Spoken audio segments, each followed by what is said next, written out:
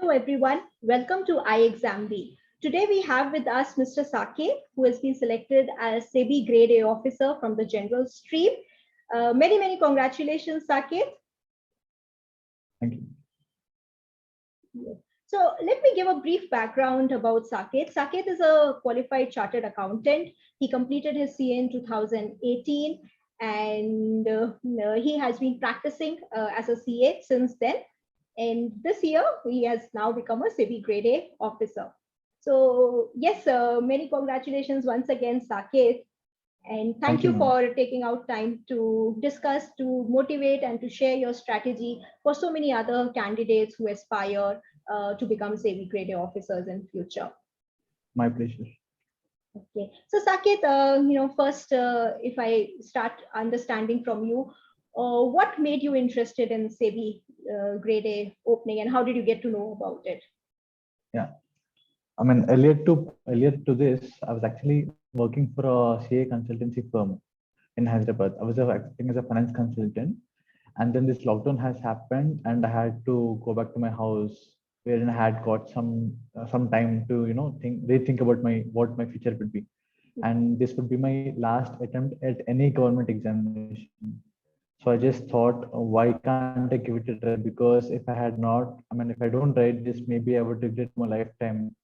So I thought I would give it a try. And then when I had seen the options of exams I can write, actually, I found two examinations. One is RBI and one is SEBI. And somehow, to my profile and to my fascination, I found SEBI to be more suitable for me, because being a chartered accountant, it would definitely help me to clear SEBI and also to work for SEBI. But also my passion or my fascination towards finance and numbers, I think SEBI is more suitable for me. So yeah, that's it. So that's how I thought I'll write this examination and have written it. Okay, so you must have then started preparing. As you said, you were CA, so you could find a lot of similarities in terms of your knowledge Yes. and what you had to prepare for. So, what exactly had been your strategy, say specifically for paper one, which may not have been directly as per your knowledge, however, they are aptitude subjects. So, but what was the strategy that you took? Yes, ma'am. When I've seen the notification, I just read each and every line properly in the notification, and the point which was clearly mentioned in the notification, that you just need 30 marks in paper one and 40 marks in technical paper would suffice, and overall aggregate you should get 40 marks. So I just kept hold on to that particular point and have planned accordingly.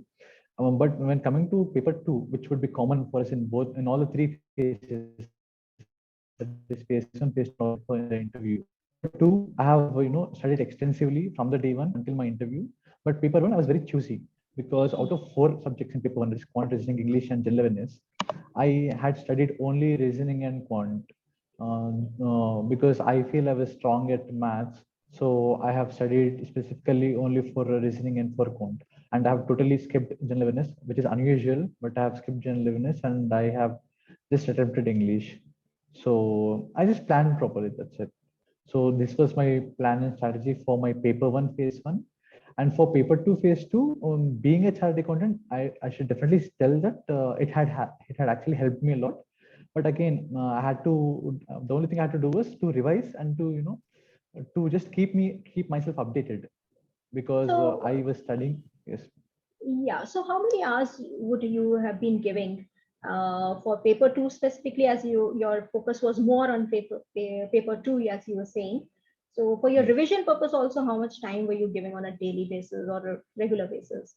Yes, ma'am. To be precise, from January 1st to I mean, this year, January 1st onwards, I have stopped my work, because earlier, prior to that, I was working also. I had to Mhm. maintain my own office, my own clients. So I couldn't get proper time. So I used to watch classes of some institute and Okay. then prepare on my own. But from January 1st onwards, I have stopped everything. And then there's no such particular time where I had dedicated to paper one or paper two. I almost spent the whole day studying, Okay. right from January 1st until the day of my interview. I've studied almost, I mean, I'm not exaggerating, but I've studied more than 10 plus hours a day. Okay. So, Okay. So, and before that, as you said, you had to do your work also, you had your Yes, clients to service and all. So, yes, somewhere was it that, the notification date is not out, so the eagerness to prepare was not there. And once the date was out, is when you actually started giving yes, wholeheartedly or all the time. yes. Yes. Okay. Because when I've seen the new notification in April, but Mhm. the exam dates were not finalized. Right. So I didn't find much. I was not so curious enough to study because since the final dates were not out, I didn't pay attention. But in Mhm. October, I remember October end towards the end of October when the dates were finalized, then I took the examination seriously.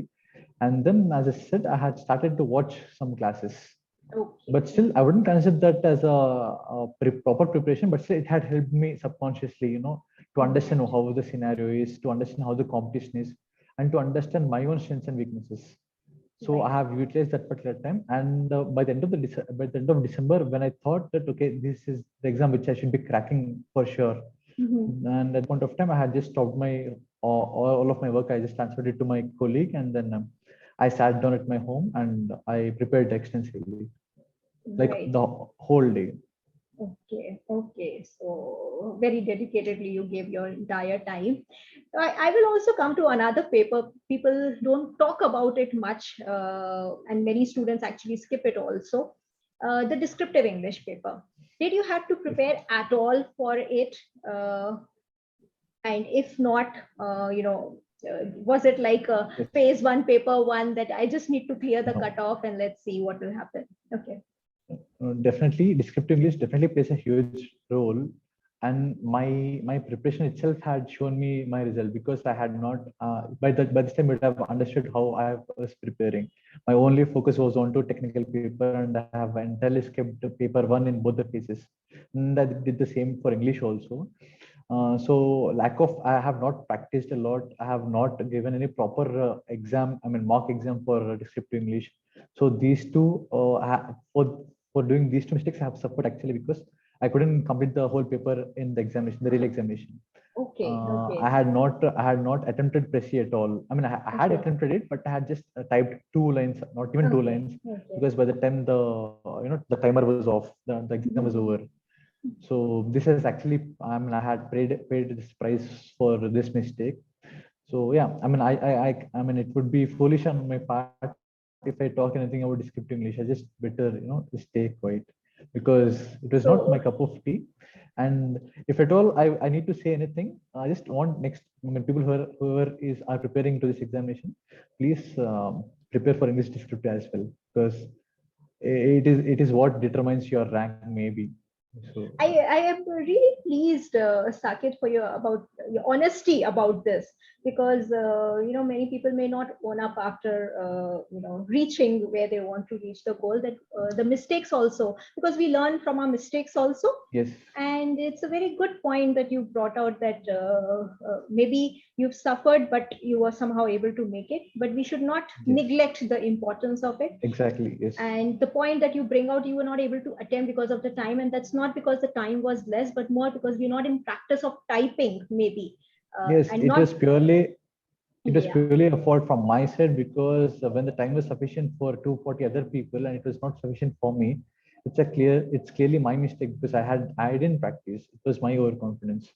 So I accept that part, and yeah, Exactly, but that's very nice of you to actually share this openly, and actually help students guide better, because yes, there's so many things we learn from the successes, and there's so many things that we also learn from the mistakes we do. So really, thank you for bringing this out up front.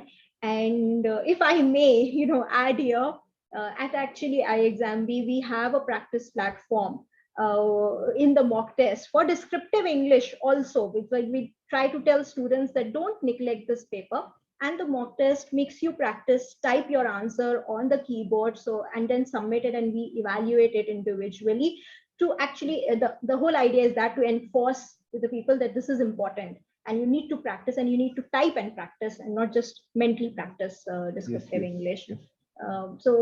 Yes, thank you, Saket. So paper two, did you find it easy? You did you not find it easy?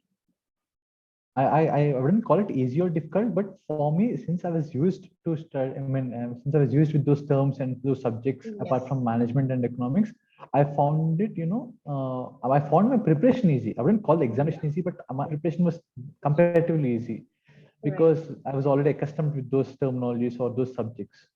Yeah. Right. And maybe this has actually helped me to study those particular topics in lesser time. True, true, true. So time is also very, very important and critical. Let me come to the last phase, the interview phase.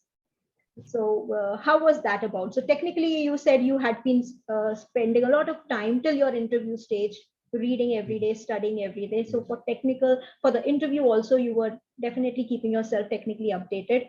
So how did you overall prepare for the interview per se, and how did the actual interview go? Was it too much technical? Was it profile related? Was it a balance of both? Yes, no. For my interviews preparation, I had actually subscribed to iExamB's mock interview. I had given iExamB's mock interview, and definitely I can say that the interview mock interviews panels tips had actually helped me in my real exam, real interview. I've just followed their words. I mean, they have pointed out few mistakes. I wouldn't call them mistakes, but a few things to keep in mind.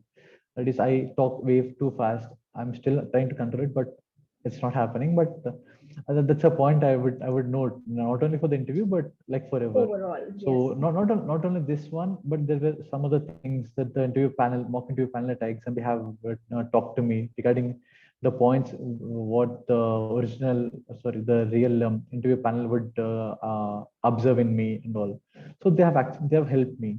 And other than this thing, I after my phase two examination, I just kept studying my technical subjects, and not only these things, I was more interested in reading news articles, not in Right. newspaper, but on Google.